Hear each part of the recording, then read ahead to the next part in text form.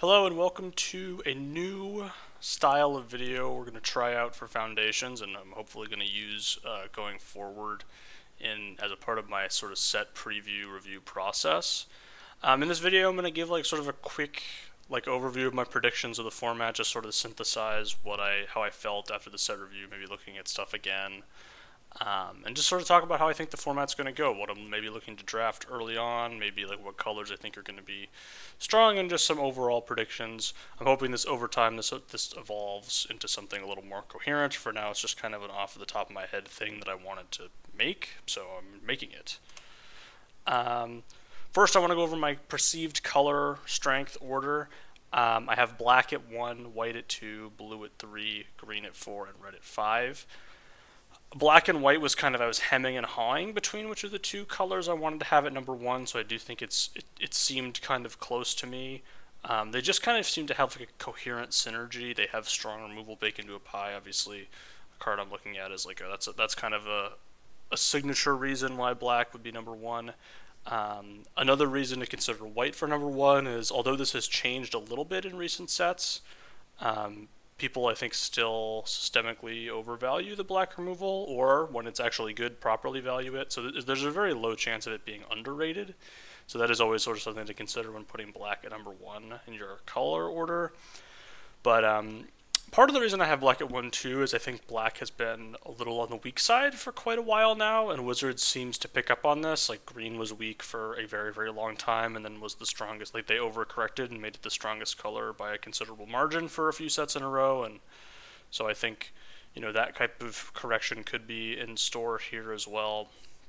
I just like the black cards, although I think white and black are very close, and I wouldn't put a ton of weight in that. Blue at 3. Yeah, I mean, blue seems to have a nice solid value thing. You can do the blue spells thing with Tolarian Terror. That sort of excites me. I think that's going to be very viable. I think that's going to be a good deck. So I expect that's kind of a thing that sort of puts blue at 3 for me. Green and red, I was way less excited about. Red does have a very, very strong common in Bolt. Oh man, what Bolt is it? The Bolt, the whatever, the Shock. But green just kind of seemed a little less coherent to me. It's kind of got this elf thing going on, and I know white has cats and green has elves. The cat stuff kind of is they're each self-contained to that color. I kind of feel like the cat stuff just looked stronger to me. It just kind of seemed like you were getting a better rate up front. They would play better with cards that weren't cats. The green stuff there was a lot of rares and uncommons and stuff where it just kind of was this isn't really feeling super powerful to me. So that's kind of where I landed there. Red, similarly, just the cards seem kind of weak. I feel like the best deck to me looked like red white because of the signpost uncommon. Blue red also seemed like it could be competitive, and so I could make the argument that it should be ahead of green. Again, similar to black and white, I feel like red and green are kind of at a toss up at the moment. And yeah, that's how I feel right now. And what do I think is going to be the best and the worst archetypes? So the best I have slated as blue white. I thought about black white because they're the two best colors, but I'm always hesitant to put black white as your top performing archetype because it just struggles a lot, has systemic problems. With how they design cards in the two colors. They don't necessarily play super well together in a lot of sets, and they tend to be overvalued. The good cards in both colors tend to be overvalued, and so it's hard for the archetype of black-white to be the best, at least early in a format. Blue-white, on the other hand, I think is going to have some cards that are undervalued. The flyer lord guy, I think, is going to perform pretty well. There's actually a decent amount of flying creatures in the two colors that are good. I just kind of like the blue and the white cards. Those seem like a good value engine.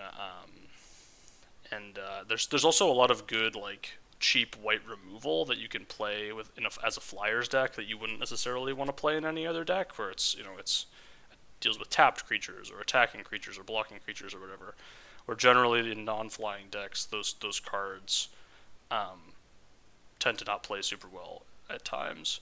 And of course, I have the worst archetype is blue-green. I made the whole video about the 5-mana signpost problem. Please go check that out if you have not checked it out. It will illustrate a lot of my thoughts about why I think blue-green in this set is not going to work super well.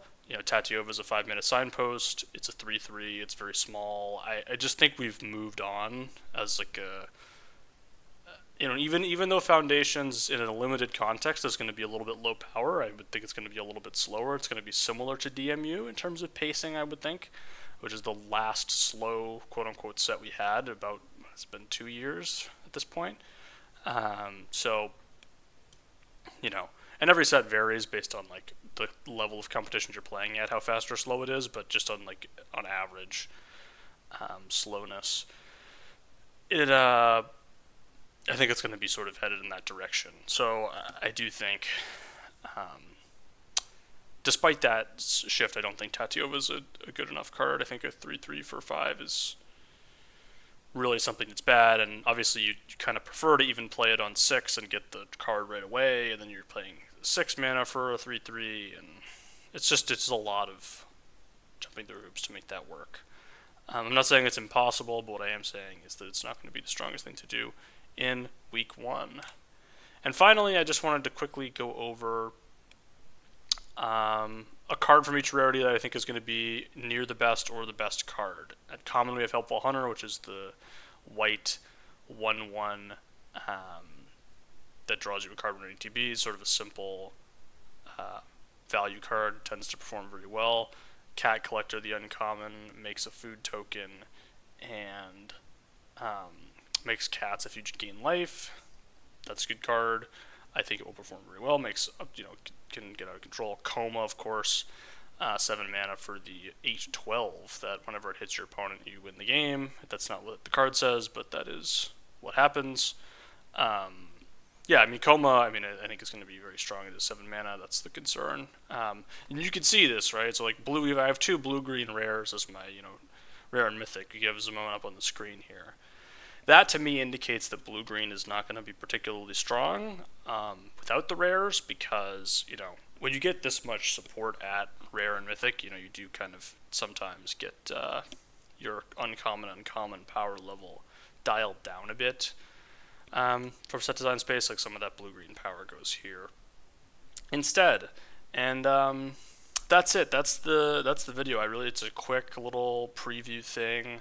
I want to just kind of go over some of my thoughts as we stand before the format comes out, and we'll see how right or wrong it is. And I'm hoping to do updates more regularly about the state of each limited format in terms of like what decks are good or bad or whatever. We'll see if I actually end up doing that. But this is just kind of a little primer I wanted to do, try it out, test it out, see if people like this type of thing, and if they do, then I'll do more of it in the future and maybe make it a little more expansive and complete instead of kind of just thrown together by me, just sort of having my thoughts be out there. And I will see you in the next one if you liked this concept.